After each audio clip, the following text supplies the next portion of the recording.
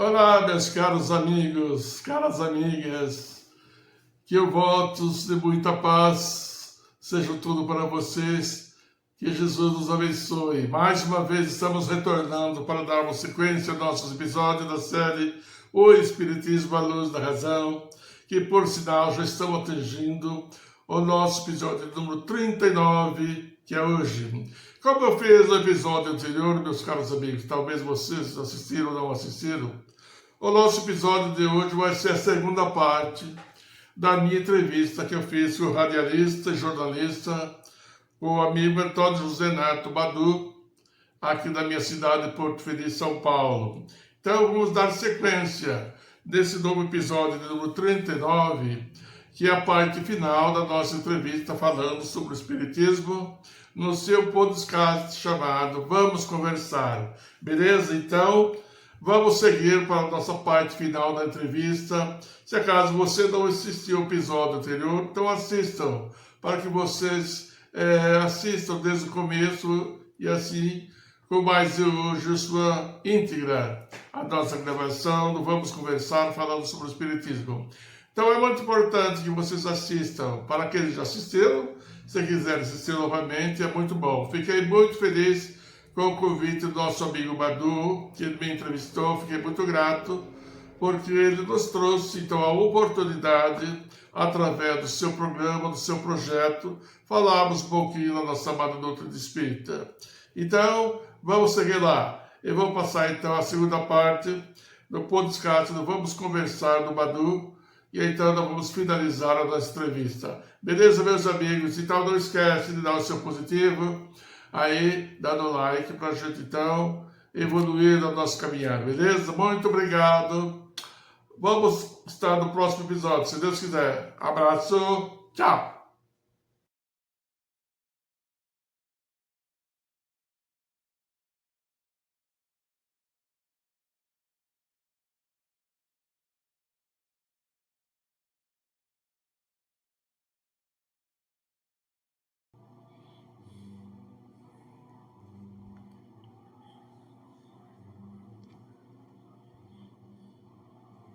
E umbral? Ah, rapaz, umbral. O que você entende por umbral, Badu? Umbral para mim é passagem. Passagem? É. Sim, mas não explicou qual passagem que é a porta? Uma passagem, como você... Muita gente fala, eu já vi gravações de EQM, experiência de quase morte, onde a pessoa simplesmente passa. Ah, tá. Não é? Mas, Badu, ele é um pouquinho mais complexo. Umbral é uma zona escura, tenebrosa.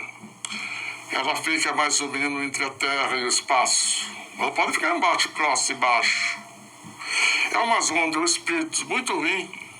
Aqueles bandidos, estupradores, sequestradores, os caras bem, sabe? Que é sangue frio, mata. Esses vão para esse umbral. Umbral é uma zona, é um mundo também, paralelo.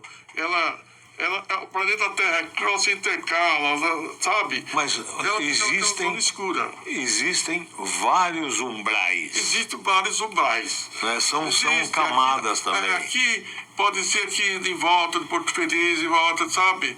Existe, porque é atraído os espíritos para onde eles mais ou menos habitam. Porque você falou de nosso lar. Nosso lar fica no umbral. Não, ele fica acima, né? Porque imagine uma cebola, a casca de cebola, uma sobrepõe a outra. Sim. Mais ou menos isso. Sim. Na verdade, um está entre elas. Só que é uma coisa fluídica. Você está aqui, se analisar bem, nós estamos no umbral. Sim. Nós estamos no umbral. Sim. Porque nós estamos sofrendo, nós temos dificuldade de observar os espíritos. Nós estamos no umbral. Mas existem os verdadeiros umbrais que é tenebroso. Ou você já viu falar que é aquele lugar cheio de lama, que fica subterrado, fica tudo aqueles espíritos, sabe? Já vi filmes gritando.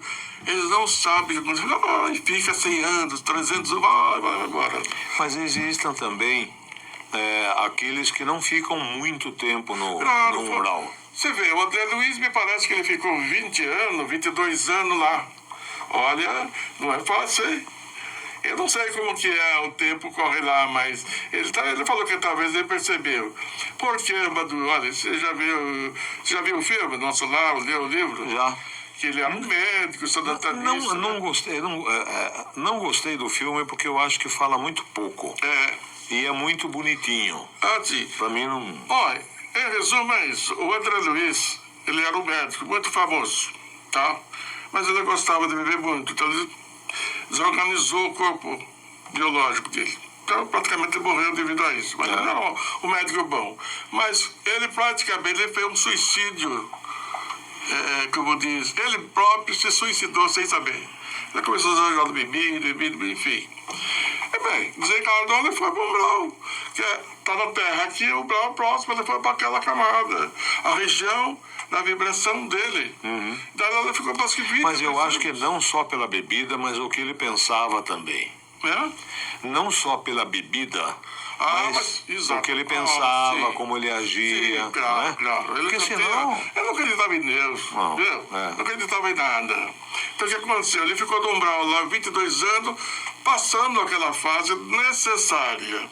Se for ver, Badu, novamente eu volto a falar, Deus é tão bom, rapaz. Deixa você naquele berçário, né? Para você despertar, você se torna limpo. Ele ficou 22 anos, depois de muito cansar roupa, tudo, né? Daí ele lembra de Deus. Puxa, será que Deus existe? Olha só. Daí ele cai por terra, na lama, e começa a pedir, uma luz, não aguenta mais. Daí então ele vê uma luz que vem vindo da frente dele, um velhinho chamado Clarêncio. Todo sorridente. Daí o encontro, mas volta na hora de você subir comigo. Daí vem, parece que vem uma máquina, lá dentro da máquina, sobe assim, uma rampa, sei lá o que, já passa aquela nuvem dessa, já está no novo lar. O novo lar nada mais é nosso lar, um pouquinho acima da terra. Então, mas o nosso lar mas aí lá já é umbral. Foi pro hospital, não sei que ele acordou, ele ficou admirado, né? Viu aqueles médicos, tudo lá, muita coisa linda. É verdade. Há limites para reencarnações? Limite? Não existe. A reencarnação é tantos quanto você necessitar, ela vai existir. Não existe. Nenhuma doutrina vai existir 1000 reencarnações. Não, é indefinido. Sim, mas então existe limite. A hora que você tiver uma evolução espiritual, você para de reencarnar. Lógico, né? A não ser que você venha em missão. Se tornar um bom homem, ser maravilhoso. Era para você reencarnar 100 vezes, caiu para 50. É o limite. Chegou lá, você vai no mundo perfeito, daí lá, até pergunta, nem sei. Existem provas da imortalidade da alma? Madu, você só não acredita porque você não quer.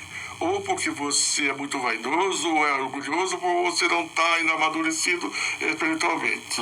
Existe uma infinidade. Você vê hoje, abra o YouTube e veja lá. Reencarnação. Crianças, 5 anos, relembrando vidas passadas, que ele foi piloto de avião. Eu vi você isso. tem no Netflix, né? Reencarnação, procura lá. Um jovem, parece. Esse parece que é um jovem de 20 anos. Ele começa a relembrar que ele foi não sei o que da guerra que houve lá na Segunda Guerra Mundial. Um piloto. Isso. Acabou caindo no Japão. Você sabe melhor que eu. Então, aí tá uma prova. Tem um cara que é especialista, o cara não é espírita, ele é estudante. Ele vai buscando todos esses casos assim, ele vai adotando. Ele é médico. Isso. É o médico. Isso. Ian Stevenson. Exatamente. Entendeu? Então existe uma infinidade de provas. Você vê na televisão aquelas crianças com pouca idade, ó, tocando. Sim. Muito ouve? Que isso? Verdade. Mas tu vai falar, mas hoje em dia o pai dele ensina. Mesmo assim, Badu, não existe. Crianças, você já ouviu falar de jovem, 13, 14 anos, já está na faculdade? Tem prova. Busca aí, você acha? Você fala, estou vendo, mas não acredito. O problema é seu, mas que existe.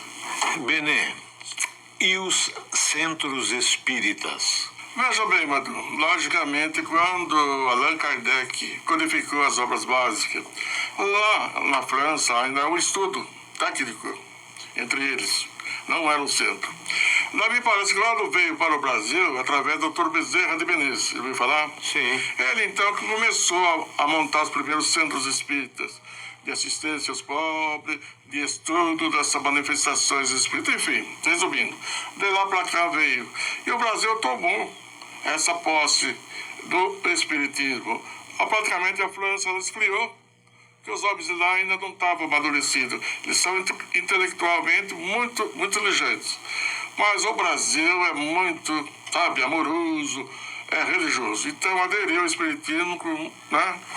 E aí o Centro Espírita, ela veio então sendo para nós como um centro laboratório de estudo, né? Ali você se encontra com pessoas que têm a mesma vontade de aprender. Você ali estuda os livros básicos da doutrina, né? Em grupos.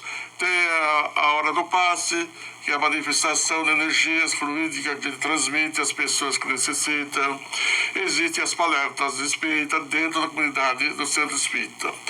Este é o objetivo do Centro Espírita: divulgar o espiritismo através de um templo onde possa existir pessoas que estudam a mediunidade, o passe, fazem palestra, enfim. É uma comunidade como qualquer outra religião, né? E só não existe dogma religioso no sentido de você ter, como ele fala, aqueles parâmetros de roupagem, mesa branca, isso aí não existe. O espiritismo não adere isso aí. Então, na verdade, o Centro Espírita é um laboratório de almas que se reúnem e estudam a profundidade da vida espiritual. Então, mas eu vejo muitos centros espíritas atualmente, inclusive aqui na nossa cidade, ainda tem pessoas que não compreenderam bem a doutrina como deveria ser. Então, eles começam a ver divergência entre eles. Então, eu andei participando dos centros, mas eu não me adaptei muito bem. Estou falando francamente, Batu. Eu não fui muito bem acolhido, eu não sei por quê. Porque a doutrina espírita, ela tem, na primeira como eu disse, ela fala assim para você: espírita, amai-vos uns aos outros e estudai. Então eu não vejo essas leis sendo colocadas dentro do Centro Espírita. Então, eu particularmente me afastei, por dois motivos. Uma, que eu tenho deficiência auditiva, porque eu perco também as palestras, as conversações, com eles conversam mais aberto. E por outro lado, eu percebi que parece que não há aquela coisa, sintonia harmoniosa, você entendeu? Mas respeitamos, né, Badu? Como eu vou dizer, eu não me sinto em primeiro lugar, eu fico na minha. Então, o que aconteceu? Eu peguei, comecei a estudar por mim mesmo, através do livro, através do YouTube, as palestras, e aprender muito mais. Mas a doutrina espírita é assim. Ela tem vários centros espíritas. Todo o Brasil tem centro espírita. É um lugar onde se reúnem os adeptos do espiritismo a fim de estudar o espiritismo. E ali praticar a mediunidade, a caridade, fazer uma série de coisas, né? Então, faz parte. O centro espírita é isso. Você quer fazer alguma pergunta, Murilo?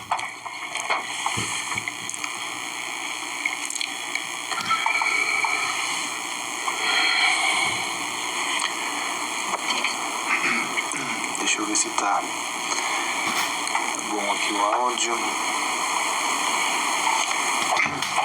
Bene, no início você falou a respeito da Bíblia ser aí a fundação do Espiritismo no ponto de vista de base, né? Jesus, enfim, tudo isso. Como que o Espiritismo enxerga as outras religiões e os outros livros sagrados, como o Torá, o Alcorão e outros que tem aí pelo mundo? Existe algum posicionamento do Espiritismo quanto a isso? A Bíblia, ela é um livro histórico, tá? Logicamente que é um livro mediúnico. Por que mediúnico? Porque desde aquele tempo já existia médiuns, chamados profetas. Moisés, entendeu? Moisés foi Quando o primeiro Moisés médium. subiu no monte, recebeu a voz de Deus. Não é a voz de Deus. Ninguém viu a Deus. Quem é Deus? Deus é. Mas Na época, como que o povo ia compreender isso? Então Moisés sobe, recebe a voz de Deus, que ele era médium, então ele recebeu uma voz de um espírito designado para trazer os 10 mandamentos para aquela época. Olho por olho, dente por dente, né? Um povo muito bárbaro.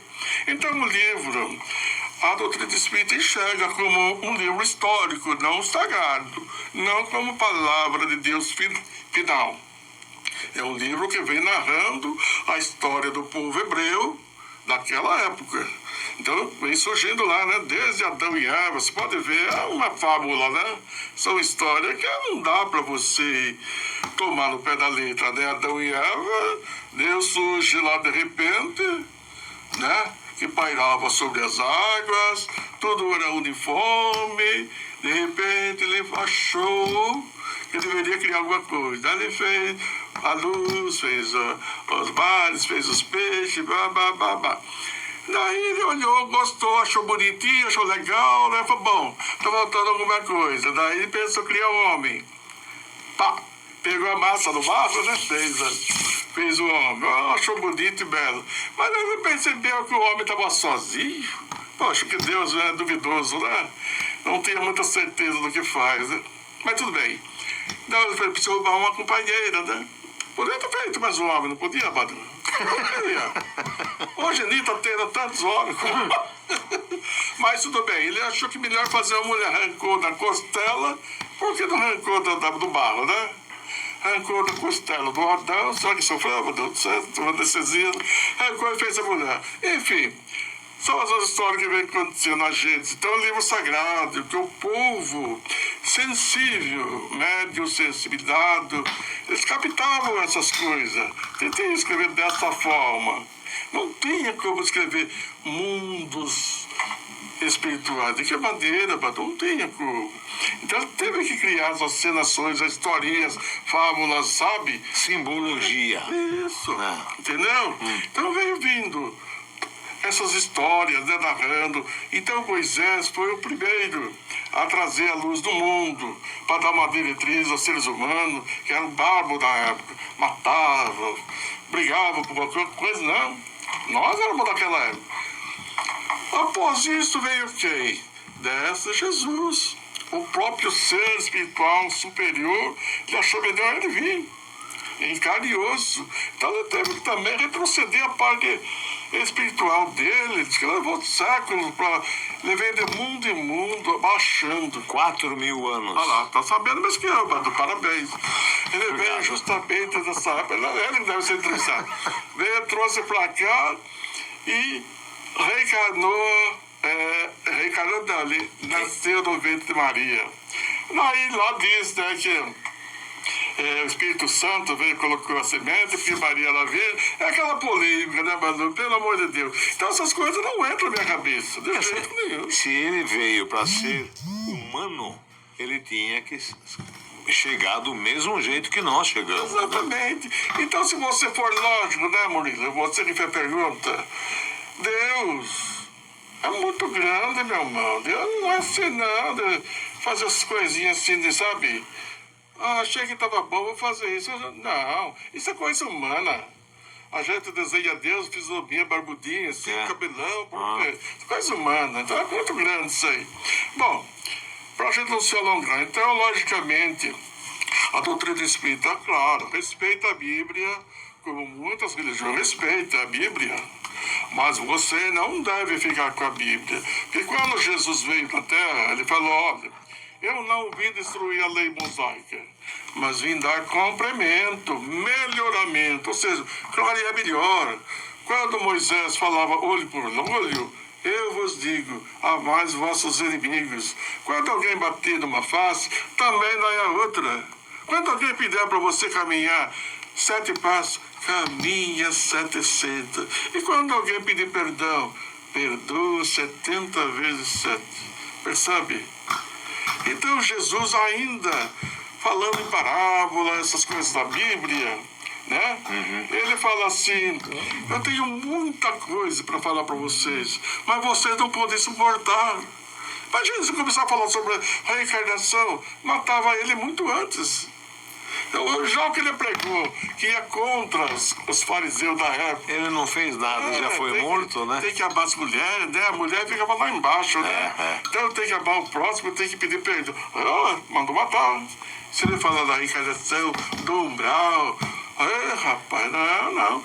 Mas então Jesus fala, eu vou enviarei um outro paráclito que fala, né? Consolador prometido, que ficará com você até com o fim do século, que você não vai ver, mas você vai perceber. Ele falará de mim tudo que eu fiz e ainda muito mais. Então a Bíblia é um livro histórico. Quer falar sagrado? Sim, mas não é a palavra de Deus. Deus não escreveu nada, nem Jesus escreveu. Jesus, a única coisa que eu sei que ele escreveu foi da terra. Quando traz Maria Madalena pega em adultério, Jesus estava escrevendo na areia, mas sei lá o que estava escrevendo, né? Essa foi a única vez. Há controvérsias. Exatamente. Que Maria Madalena não era mulher da vida, não. Não. Ela não era, ela era nobre. É polêmico, né? Pois é. Não. Então, complementando a sua pergunta, então, os outros livros, Alcorão, é tudo parte de Maomé, é tudo respeitável, né, Murilo? É o que eu falei, Madu, vai do povo. O muçulmano tem outros pensamentos. Não gosto de Jesus, não gosto. Maomé, tem o Buda, entendeu? Desde que faça você um cidadão do bem, não é tocharato, né, Murilo? Se você está indo bem, por exemplo, com o Alcorão, você está indo lá, está praticando a caridade e o bem, tamo junto, meu irmão. Vamos se dar a mão aí e seguir em frente. Você publicou 2 livros com entendimentos seus sobre o Espiritismo. Isso. Conta um pouquinho pra gente. Então, Madu, como eu disse para você, eu comecei a estudar o Espiritismo, a gente começa a acumular conhecimento, certo? São mais de 35 anos que eu tenho conhecimento, graças a Deus, e continuo lendo, não para não. Então o que acontece? Como eu não estava participando muito do centro, eu comecei então a fazer mensagens nas redes sociais, mensagens no Facebook, enfim. Então eu criava, inspiradamente, a gente se inspira, né, fazer pequenas mensagens de autoajuda, enfim, fui escrevendo, mandando, e eu percebi que os internautas começaram a gostar disso aí. Não todos, alguns criticam, né? É isso. Claro. Está falando espírito. Mas estou falando daquelas pessoas que sentiram, poxa vida, Beni, lá do norte. Pô, essa mensagem veio bem a calhar para mim, rapaz. Eu estava aqui pensando, sabe, pular da ponte. E essa mensagem me deu um arrimo, rapaz. Que bom. Aí, outro, tem uma de Caçapava, sei o nome dela. Ela viu minhas mensagens e falou, Beni, você não sabe a ideia, o que você está fazendo na minha vida. Eu falo e fico emocionado porque... E ela fez um pedido para mim, estou com tempo para falar, né? Estou com tempo. Ela me pediu, Beni, eu estou com uma dificuldade. Eu tenho o filho do meu namorado, ela já é mais de idade, que ele está na cadeia, tem 22 anos, é um excelente mecânico. Mas, infelizmente, ele se envolveu com as drogas, com os amigos dele, e só preso, já há 2 anos. E como era véspera de Natal, ela pediu para mim, por caridade, se eu tinha como fazer uma carta para ele. Mas não que fosse eu endereçando, mas fosse ela, porque ela não tinha essa inspiração, né? Pediu para ele, dá para você fazer uma carta, dar um estímulo para o rapaz que está lá na cadeia e tal. Falei, fácil, com muito amor. Daí, mas deixa eu... Daí fiz lá, sabe? Não lembro como escrevi, mas fiz nesse sentido. Como se ela falando para ele, fulano, né, tal. É melhor você lembrar de Jesus, enfim, é preciso retomar sua vida. Enfim, fiz uma carta bonita realmente. Daí eu passei para ela, pegou, ela fez com a mão dela e mandou para ele. Passou tempo. Acho que depois de 5, 6 meses, ela ligou, Beni, eu tenho uma ótima notícia para dar para você. Falei, que foi, Roseli? Falei, você sabe aquela carta que você deu para mim e eu caminhei? Sim, daí foi daí que deu. Ele saiu da cadeia, já está trabalhando. Ele falou que quando leu aquela carta, ele chorou muito. Se arrependeu. Você não falou, eu acreditei. Ele leu, ele falou, nossa, essa carta veio das alturas para mim. Olha, o que você acha que devia fazer? Eu fiquei tão feliz, eu falava, brasileiro, fico tão feliz de ter feito pela mim uma coisa, não, um tiquinho assim para ajudar uma pessoa. Ele restabeleceu, depois ele foi trabalhar de mecânico com fulano, lá tá feliz da vida. E eu agradeço a Deus e também você, poxa vida, que beleza. Então, Bador, são mais coisas, que a gente for falar tem mais coisas que surgiram aí, e aí eles mesmo falaram, mas Bene, você não tem livro? Por que você não escreve um livro? Eu falei, eu, escritor, sempre fui bancário, né? A parte administrativa, eu pensei esse escritor é com o Paulo Coelho, não é, Badu? E Badu também escreve uma coisa. Badu, Murilo, lá. Aí ela escreveu. Enfim, falei, por que não? Falei, eu nunca pensei nisso. Eu pensei, tocar um violão, cantar uma música, nossa, demais, né? Não, você pega isso que você está escrevendo, cata tudo sobre mensagem e manda o livro. Vou pensar. Enfim, acho que foi em 2020. Ajuntei tudo o livro, coloquei aí A Vida Que Segue. E olha, rapaz, e saiu mesmo, Badu. Me informei com as editoras, como que faz, como não faz, enfim, olha. E aí saiu um livrinho tão bonito, você pode mostrar para ele lá depois? Sim. Tá aqui o moço aqui. Tem que mostrar, Esse é o primeiro. Onde é que encontra? Se vocês interessarem, a gente sabe conseguir para vocês. Essa Vida Que Segue, o que ela traz, Badu? Ela traz aqui, ó, mensagens, que são mensagens curtas. Sei. Depois tem orientações, orientando a pessoa que está com depressão, enfim, um monte de coisa. Esclarecimento sobre caso de Bíblia, enfim, um monte de coisa. Autoestima, né? A pessoa se valorizar. Autoajuda, a mesma coisa. Reflexões, você refletir com certos temas, enfim. E poesias. Eu também dei uma de poeta e fiz alguma coisa por E esse aqui? E depois de 2020, daí o pessoal que recebeu esse livro falou, Beni, quando vai ser o segundo livro? Mas o outro? Vai, por que não? Daí foi uma coisa da doida. Daí surgiu, então, esse mais específico. Esse é mais doutrinário, falando sobre a doutrina espírita mesmo, a reencarnação, mundo pós-expiação. E olha, foi muito bem aceito por aqueles que gostam. Que bom. Por aqueles que não gostam, tá bom. Ué, não gosta, não gosta. Exatamente. É isso aí, Bene. Muito obrigado pela sua presença. Obrigado pelas suas palavras, viu? Muito obrigado.